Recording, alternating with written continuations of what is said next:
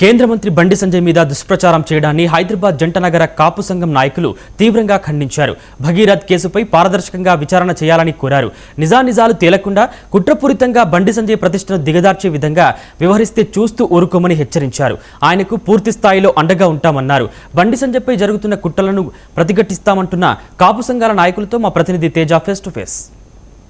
సామాన్య కార్యకర్తగా తన ప్రస్థానాన్ని ప్రారంభించి ఈరోజు కేంద్ర మంత్రి వరకు ఎదగటమే కాకుండా భారతీయ జనతా పార్టీలో ఒక కీలకంగా వ్యవహరిస్తున్నటువంటి బండి సంజయ్ పైన రాజకీయంగా కుట్ర జరుగుతుంది అని చెప్పి హైదరాబాద్కి సంబంధించి జంట నగరాలకు సంబంధించినటువంటి కాపు సంఘాల నాయకులు అయితే ఆరోపిస్తున్నారు.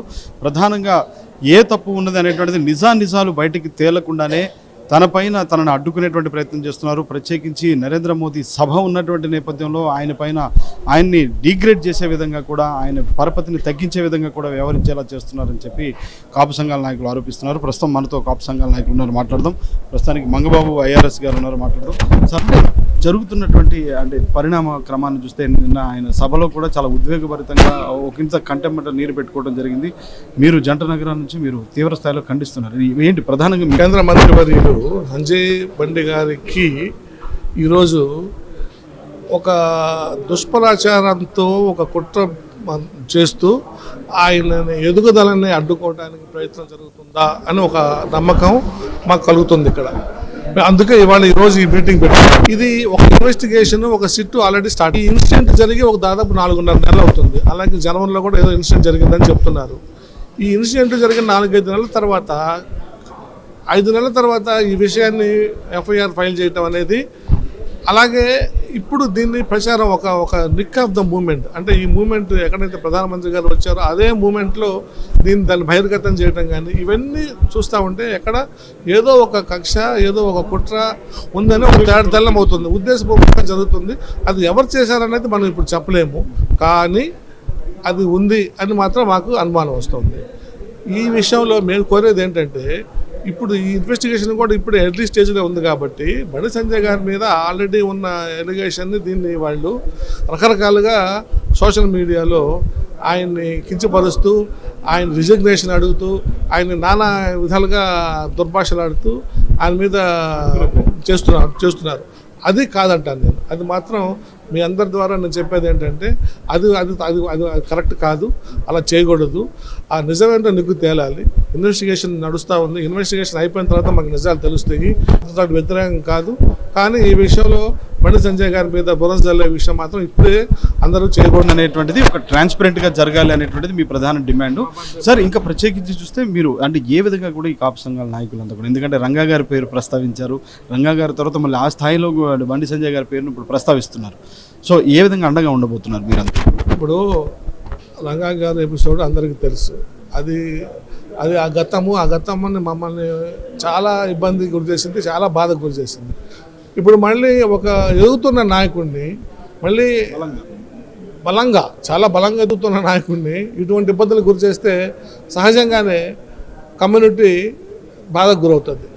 ఆ బాధకు గురవుతున్నాం కాబట్టి మేమంతా వాళ్ళు ఇక్కడ కలిసి ఆయనకి సాలిడారిటీ, ఆయనకి మా మద్దతు, మేమంతా కలిసి ఆయనకి ఏమి మద్దతు ఇవ్వాలో అది మేము ఇస్తాము. మేమంతా కలిసి ఉంటాము.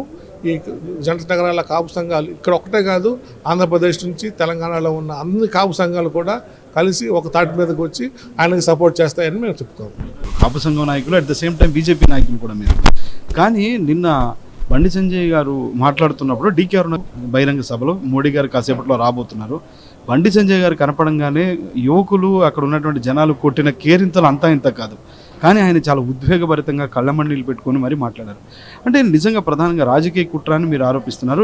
ఏమై ఉంటుంది అంటారు? డెఫినెట్గా, ఎందుకంటే బండి సంజయ్ గారి యొక్క ఎదుగుదలని డైరెక్ట్గా ఎవడూ కూడా ఎదుర్కోలేక, క్లీన్ చిట్ ఉన్నాను ఎదుర్కోలేకపోతే ఏం చేస్తారు, రకరకాల మార్గాలు ఎదుర్కొంటారు మనం. ఆ విధంగా ఆయన డైరెక్ట్గా ఎదుర్కోలేక వాళ్ళ అబ్బాయిని తీసుకుని ఈ రకంగా కుట్ర, కాబోయే ముఖ్యమంత్రి ఆయన, మా నాయకులు రంగా గారి తర్వాత మాకంత నాయకుడు, నాయకుడిని బలహీనపరిచేటువంటి కుట్ర అంటారు. రంగా గారిని అందరూ కలిసే కదా చెప్పింది. ఆ రకంగానే బండి సంజయ్ గారు రేపు కాబోయే ముఖ్యమంత్రి కాబట్టి ఆయన ఏ రకంగా ఆయన్ని డిజాల్వ్ చేయాలి, ఏ రకంగా ఇబ్బంది పెట్టాలన్నది ట్రై చేస్తున్నారు అందరూ కలిపి. అది జరగని పని కదా. ఒకసారి అట్లా చాలా అలర్ట్గా ఉంటాం. మా కాపులందరూ కూడా జంట నగరాల్లో 2 రాష్ట్రాల్లో ఉన్న కాపులందరూ కూడా చాలా అలర్ట్గా ఉండి మేము సంజయ్ వెనకాల ఉంటాము. డెఫినెట్గా ఏ పరిస్థితికైనా ఎదుర్కొంటాం. ఇప్పుడు అంటే ప్రస్తావన వచ్చింది కాబట్టి అడుగుతున్నాను సార్, నిన్న ఏ నాయకుడు వచ్చినా కానీ ఆ విధమైనటువంటి స్లోగన్ ఇవ్వలేదు. ఒక బండి సంజయ్ వస్తేనే సీఎం సీఎం అనేటువంటి స్లోగన్లో ఊపిరి పోశాడు. కుల సంఘం తరపు నుంచి మీరు ప్రధానంగా ఏ విధంగా మీరు బండి సంజయ్కి అండగా ఉండదు? బండి సంజయ్ గారు ఆయన కాపు నాయకుడే కాదు, దాదాపుగా దేశవ్యాప్తంగా సనాతన ధర్మాన్ని, హిందుత్వాన్ని తన భుజస్కంధాల మీద తీసుకుని నరేంద్ర మోడీ గారు ఆయనకి హోంశాఖ సహాయ మంత్రిగా ఇచ్చి ఆయన గౌరవించారు. అదేవిధంగా తెలంగాణలో భారతీయ జనతా పార్టీని ఊపిరిపోయడమే కాదు, భారతీయ జనతా పార్టీ సీఎం అయ్యే స్థాయికి తీసుకొచ్చే అని చెప్పేసి ప్రతిపక్షాలు కానీ అందరూ కూడా కుట్రపూర్వకంగా ఈరోజు వారి యొక్క కుమారుడు భగీరథని అడ్డం పెట్టుకుని చేయాలని ఆలోచిస్తున్నారు. మేము 100% భగీరథ తప్పు చేయలేదని నమ్ముతున్నాం. మేము ఒకవేళ తప్పు చేస్తే చట్టపరంగా చర్యలు తీసుకోవచ్చు, అందులో ఇబ్బంది ఏం లేదు.